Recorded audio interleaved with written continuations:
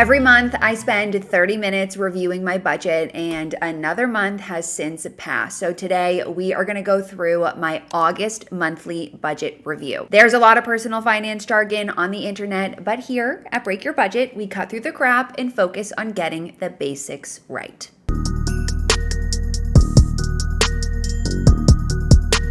If you're new here, welcome to my monthly budget review. These are some of my favorite videos to make, not only because it creates accountability for me, but because I know so many of you watch these videos and work through your own monthly reviews along with me. August was a little bit of a mixed bag for me in terms of my spending. I had a few random miscellaneous things pop up, which is totally fine. We'll get into what that looks like. But before we do, I'll give you a quick overview of what you can expect in this video. All of these videos follow the same sequence. First, we will go through updating all of our numbers and a little bit of financial admin. I always like to get this out of the way right at the top. Then we'll spend a little time reviewing our budgets. I'll be pulling my budget up and we'll audit my spending and talk through and self-reflect what went well, what came up that was unplanned, and changes I can make for next month. And then the third step is going to be to actually put together my budget for September. September is a big month for me. I have a lot of travel. I'm going to be spending more money than I usually do because of that. So I want to make sure everything is built into my budget so that I can enjoy all of the things that I have to look forward to. As always, the tool that I use in this video is the Personal Finance Dashboard. This is the tool that I've used to grow my net worth from negative 30,000 to over 7 figures. There are over 11,000 of you out there who are using the PFD, which makes my heart so happy. I genuinely believe that this is one of the best tools, if not the best budgeting tool on the market, because it's super comprehensive and it is designed to create accountability in your life. So if you like what you see, make sure you check out the PFD. I'll make sure that there is a discount code on the screen. If you are someone who is looking for a tool that is a little less involved, maybe a little bit more straightforward and simpler, you can check out the basic budgeting template. I don't use that template because, like I said, I use the PFD, but I created the basic budgeting template as a starter tool because so many of you had requested a tool that was really specifically just focused on monthly budgeting. I do have a full tour video for that tool, so I'll make sure it's also linked up somewhere on the screen so you can go check that out if that is a tool you are interested in learning a little bit more about. I do also want to call out that I have a free monthly audit checklist that you can download. This will be in the description. I use this to guide me through the process every single month. It just helps ensure that I don't forget to do anything because there are a lot of steps. None of the steps are really all that hard, but when it comes to like financial admin and just making sure you remember to close everything out, I never want to forget anything. So you can download this checklist as well if you want to follow along with me. With that, let's just get right into it. We're going to kick things off here with step number 1, which is updating all of our numbers. And I've actually already done this just because this video would be so long if I sat here and updated all of my numbers on the screen. But I'll give you a run through of what I do and then an example I'll show you with tracking my expenses. So the first thing that I like to do is update and close out all of my expenses. So I actually have 3 credit cards. I have an Amex Platinum card, I have a Bilt Rewards card, and then I have an Amex Blue Cash Everyday card that I use for grocery shopping. So I've already updated my Amex card, my Amex Platinum card, and my Bilt card. What I'm going to do is track my expenses on my Blue Cash Everyday card, as you can see here on the screen, just to give you an idea of what this is looking like. So what I do is I come in here, it's August 20th for this first transaction down here. And that was a grocery spend because the only things that I'm putting on this particular credit card are my groceries. And that was $36.52. I'll do it again for this next one, which was August 21st. I feel like I go to the grocery store almost every day these days. I have not been on my planning grind. And I will track that expense as well. And I just go through this process for all of these different expenses. What's cool about the PFD is you can categorize your expenses out for essential versus non-essential. So here's a quick snapshot of what all of my current essential expenses are. I have 9 of them. And then for my non-essential, these are what they look like as well. Once I'm done tracking my expenses, that's when I get into updating the rest of my numbers for the month. So I actually only update all of my other numbers once a month. My expenses, I update those weekly. So really, it only takes me like 2 minutes to close those out on the last day of the month. But for everything else, so that would be savings and investments, any debt payoff, and then my net worth, that usually takes me about 10 more minutes. So I actually don't have any debt payments. So that is not something that I need to do at this point in time. But I do make recurring investment transfers every month depending on how things went business-wise. So I've already tracked my expenses in my income, which I forgot to mention. I also track my income as part of that like expense update. I pay myself, because I work for myself, I pay myself out of my business on a set salary. I run payroll. So I track my income and my paychecks pretty much the exact same way that I would if I worked a traditional 9-to-5 job. I get paid every other Friday. And then I will make my investment and savings transfers. So currently, I am not putting any additional money in my savings accounts. I may need to adjust this. That's going to be part of my goal planning for September because I want to start making sure that I am saving up for holiday spend and any additional travel spend for the rest of the year. But if I were to make any savings transfers, this is when I would do that. I use SoFi for my high yield savings account. So any money that's getting transferred into my savings would be going into my SoFi high yield savings account. If you want to open an account with SoFi, this is not sponsored, but I do have a sign up link. I'll make sure that's in the show notes. The next thing I do is make my investment transfers. So since I'm self-employed, I have to transfer money into my solo 401k. And I usually do this when I get paid. So I don't have automatic contributions. I just have to make sure I manually make those contributions when my paychecks hit. So I forgot to do that this month. So today I needed to make 2 transfers to my solo 401k. I put $845 per paycheck into that account. And I went ahead and made those transfers. And then I also log them in my investments log. And then the last thing that I like to do is update my net worth. So this is usually part of this process that takes the longest amount of time just because I have to go into all my different accounts and update that number. I recommend that you only check or update your net worth once a month. I don't think you need to be doing this regularly. The good thing is this month the markets were up, so my net worth went up. I made a final contribution as well to my brokerage account. I was able to take a distribution from my business this month, which is really exciting. And that is the whole money update process. The other thing that I do at the beginning of this process in step number 1 here, after I update all my numbers, is just quick admin stuff. So I'll pay my rent, and I actually use a Bilt card for my rent payment. So I'll go into my Bilt account and authorize that payment, and then I'll go into my buildings like portal, and I'll make that rent payment as well. So I took care of that and it's all set. And then what I like to do as well is pay off all of my credit cards because I like to start a new month with a fresh, clean slate. So I went in and I paid off both of my Amex cards as well as my Bilt card. And we're starting September with a fresh, clean slate. So that's step 1. That is all of the admin. Before we move on to step 2, if you need to go through and update all of your numbers, pause this video and make sure that you've updated your numbers, paid off your cards, paid your rent or your mortgage or whatever, and then come join me and we will do a little bit of self-reflection. Okay, for part 2, this is where I do a little bit of self-reflection. So I am currently in my August month in review tab within my personal finance dashboard. And what this does is it just gives me a quick snapshot of what was going on in my month in August. So I can see a quick breakout here of the distribution of my money and some quick totals here. So as you can see, I don't have any debt. I put my money into my solo 401k. That's $845 per paycheck. My essential and non-essential spend, which actually was pretty good this month. And then I didn't put any money into savings and I took a distribution from my business. So that breakout is laid out here. And then I can see a quick summary of my spending. The other thing that I love about this tab is that I can see my goals from last month. So if you went back and watched my review from July, the big goal I had for August was to have a lower spend month and spend less than 5K total, which I successfully did. And then there are a couple of questions here that are really helpful for just guiding this review. If I was doing this not on recording, I would go through and answer these questions and type them out.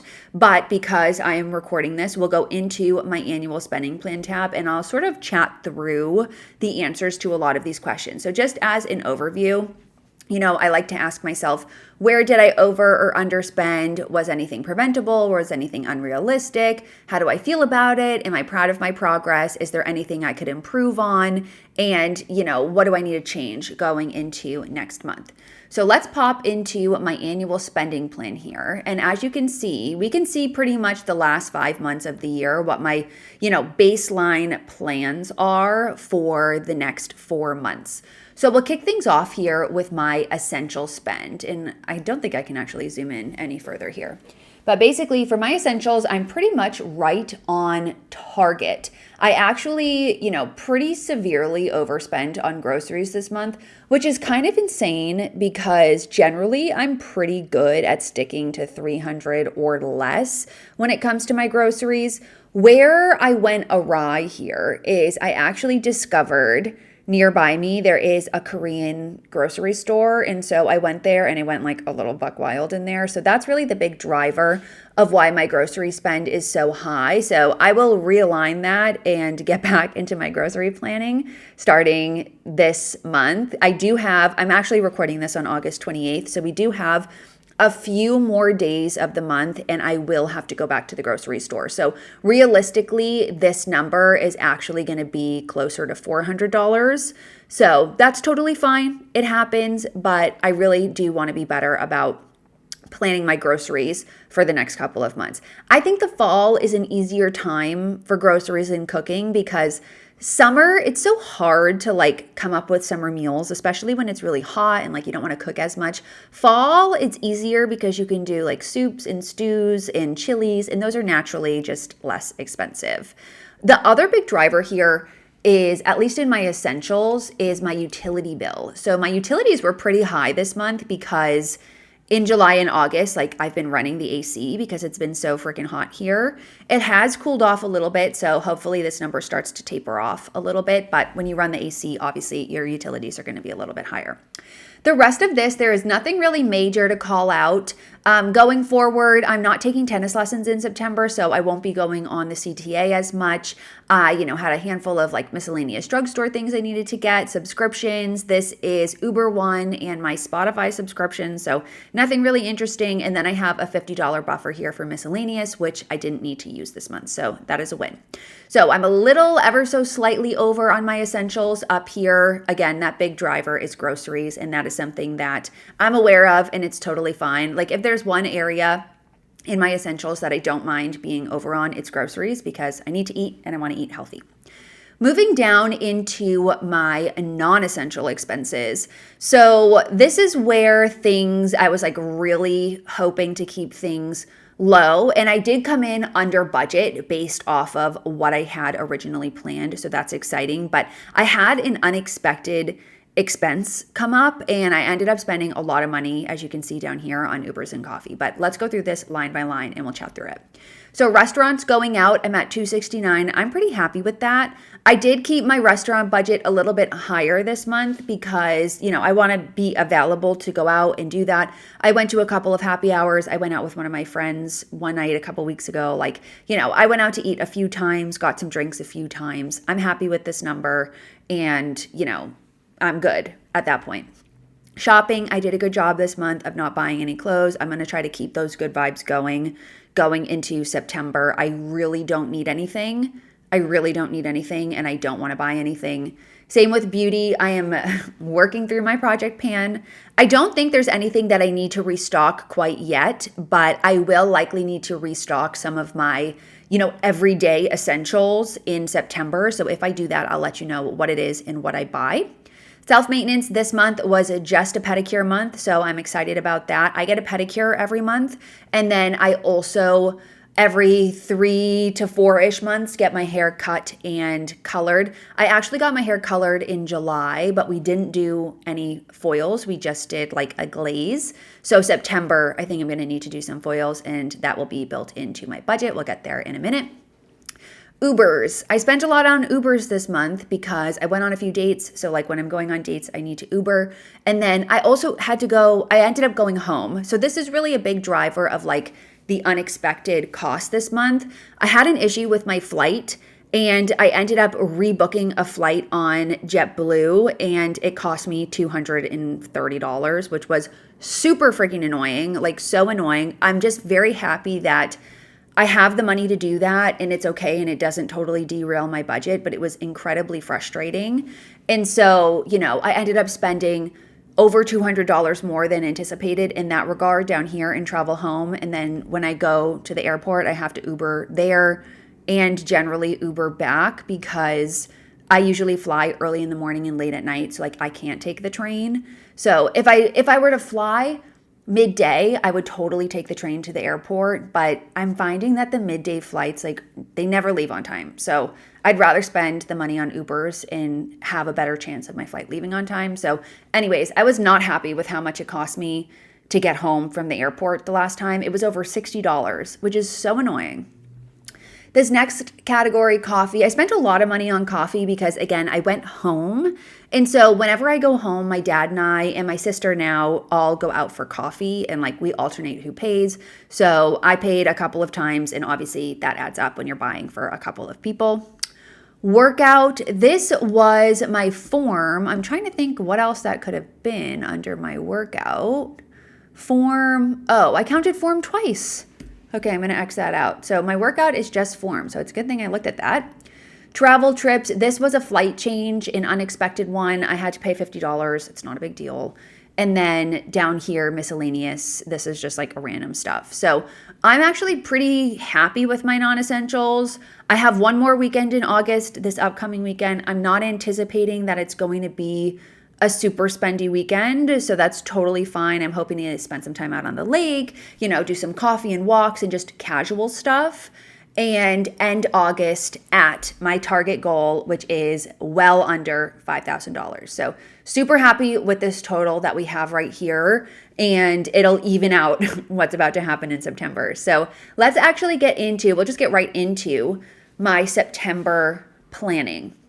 So on the docket, and I'm going to pull up my checklist here because I think this is important to talk through. So the 3 steps of this money audit, we update all of our numbers, we do self-reflection, and then the last step here is to plan out our next month based off of any plans and whatnot that we have going on. So what I do is I plan a baseline budget month to month within this categories and goal tab. So everything I plug in here is my baseline plan and it gets forecasted out into my annual spending plan. And then I will come in here and make some adjustments based on what I have going on.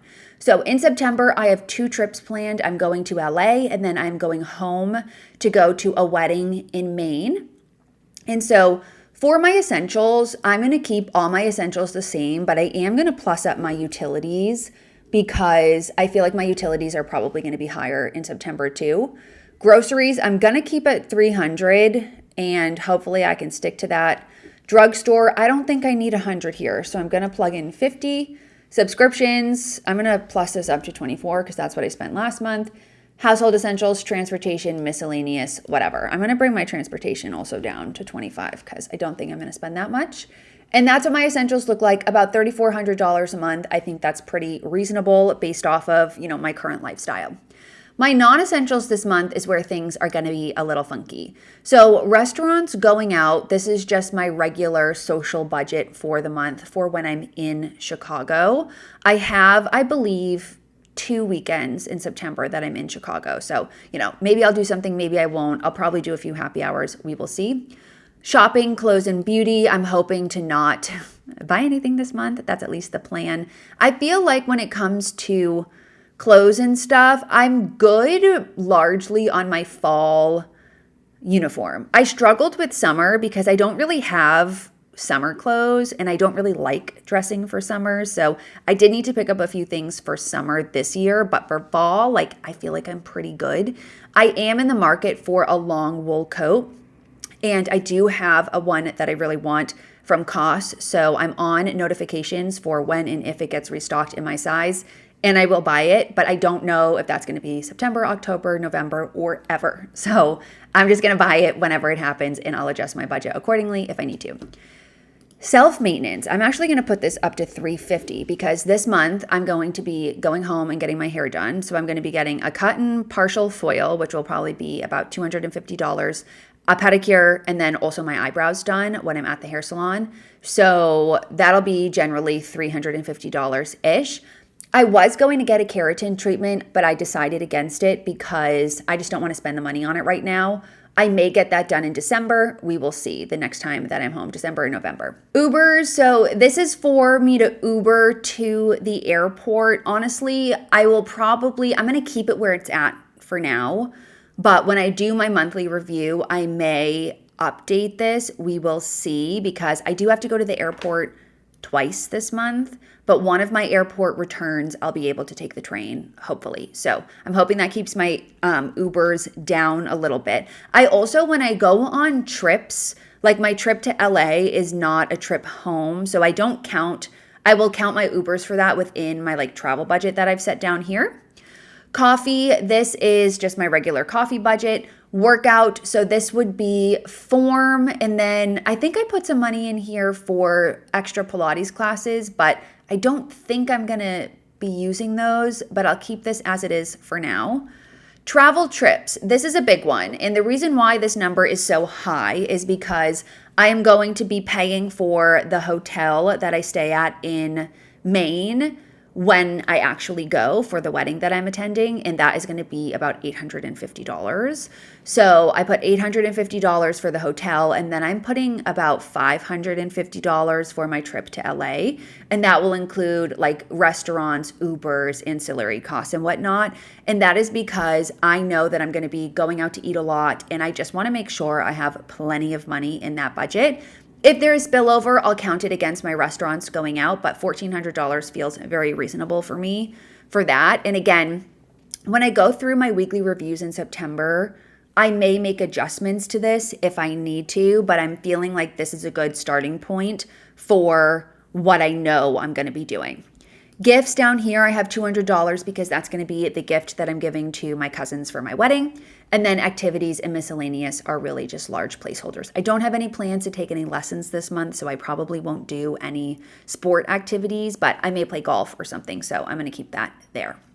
And that is my plan and budget for September. So as you can see, September is an outlier month for me. July and June were both a little bit higher, and May, because again, I was on my trip to Japan. July was a bit of a spendy month, but September is higher, as you can see, compared to October, November, and December.